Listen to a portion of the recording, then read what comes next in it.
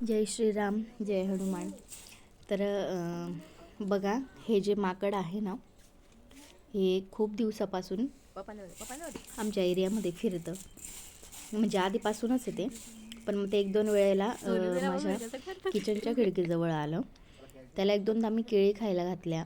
परत असं काहीतरी काकडी वगैरे असायची किंवा एखादी पेरू वगैरे असं त्याला खाऊ घालायची ना, तर त्याला इतकी सवय झालेली आहे आता की रोज न चुकता तो येतो आणि स्वतः येऊन आवाज देतो. तो म्हणजे त्यांची जी भाषा असते, तर तो खिडकीत बसतो आणि आवाज देतो, म्हणजे बोलवतो, तो खायला द्या बा मला असं म्हणून. त्याचं न चुकता एक केळी किंवा मग काही फळं असेल तर फळं. आता त्या दिवशी आम्ही काय झालं, आजच्या दिवशी आम्ही शेंगा खात बसलो होतो. रविवार होता, सुट्टीचा दिवस होता. थोडंसं थंडी जास्त असल्यामुळे मग उन्हात बसलो होतो. तर त्याला वरून दिसलं, तर वरून त्याने आवाज दिला. मग साहेबांनी त्याला बोलवलं. तो बरोबर मग आम्ही घरात, तो आधी भीत होता खाली यायला, कारण आम्ही सगळेजण बाहेर होतो. मग साहेबांनी बोलवलं, त्यानंतर तो खाली आला आणि केळी खाऊ घातली. त्यानंतर आम्ही शेंगा खात होतो बाहेर, तर ते शेंगा पण त्याला दिला. तर तो बघा किती छान शेंगा सोलून खातोय. किती म्हणजे निरागस असतात ना हे प्राणी. ते म्हणतात ना, एखाद्याला जीव लावला ना की तो पण आपलासा होतो. तो तसं याचं झालेलं आहे. हा रोज न चुकता येतो किचनच्या खिडकीमध्ये आणि आवाज देतो. किचनच्या खिडकीत जर कोणी नाही दिसलं तर मग हॉलच्या खिडकीत येतो. पण येतो म्हणजे येतो तो नक्की आणि आवाज देतो, कारण आपलं लक्ष नसतं ना तो येतो तर तो आवाज काढतो की म्हणजे मी आलो आहे, मला द्या खायला असं. तर खरंच खूप छान वाटतं. रोज येतो तो आणि रोज खातो केळी वगैरे, तर मस्त वाटतं. मुलंही घरी होते आज, तर एन्जॉय करत होते. आणि बघा तो किती छान खातोय.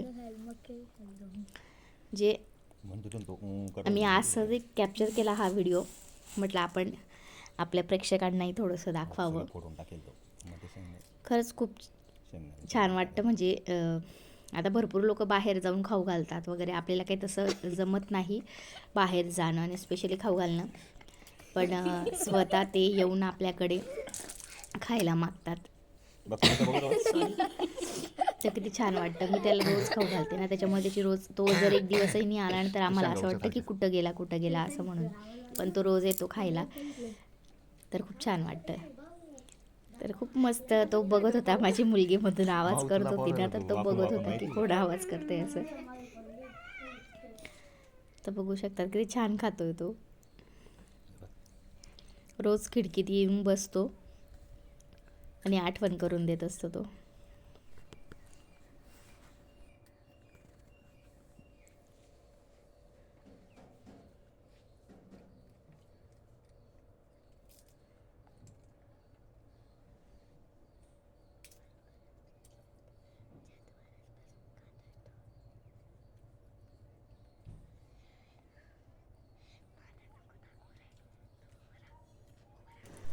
चिडतो पण तितकाच. इथं बघा कसा चिडला आहे तो.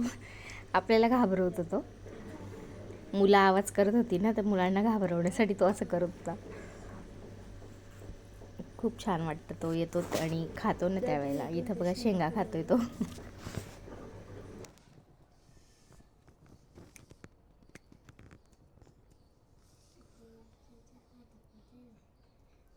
तर खाऊन दे. त्याला शेंगा खायला केळीने त्याने अर्धी खाऊन घेतली रे, बाकी फेकून दिली.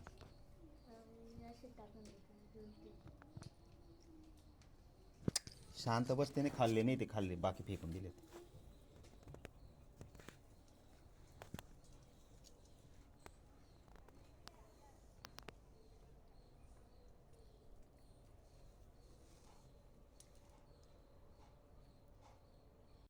असा रोज येऊन बसतो मैत्रिणींना तो. आज तर पहाटे 6 वाजेलाच आलेला सकाळमध्ये. तर चला मग, व्हिडिओ आवडला तर नक्की लाईक करा. जय श्रीराम.